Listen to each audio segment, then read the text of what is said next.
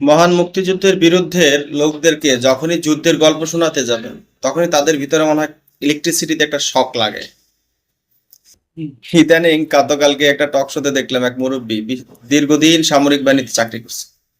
তিনি আর একজনের সাথে 30 লক্ষ না 3 লক্ষ নিয়ে যে যুক্তি তর্ক দাঁড় করাইলেন রে বাবা রে বাবা। মানে মনে হচ্ছে যে মুক্তিযোদ্ধার গল্পটাই সে শুনতে চায় না। মানে এটা হলো গিয়ে তার জীবনের জন্য একটা অভিশাপ, মুক্তিযোদ্ধার গল্প এরকম। তো আমি এই নানান কন্ট্রোভার্সির মধ্যে চিন্তা করে দেখলাম যে দেখি আমাদের তথ্য উপাত্ত আসলে কি বলে, একটু যাচাই বাছাই করে দেখি যে আসলে 30 লক্ষ 3 লক্ষ তো বিশাল ডিফারেন্স। বঙ্গবন্ধু নাকি 3 লক্ষ বলতে গিয়ে 3 মিলিয়ন বলে ফেলছে। প্রথমত,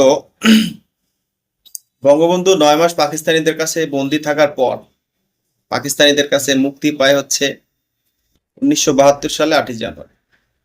এর মাঝামাঝিতে তার সাথে অন্য কোনো রকম যোগাযোগ করার কোনো চান্স আমার জানা মতে ছিল না, এবং আমরা তাই শুনে আসছি।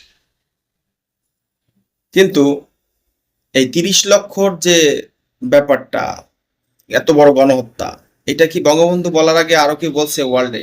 না তো উনি প্রথম বলছে 30 লক্ষ, তারপরে শুরু হয়েছে 30 লক্ষ 30 লক্ষ। ব্যাপারটা কি এরকম? ব্যাপারটা মোটেও এরকম না। উনি 30 লক্ষ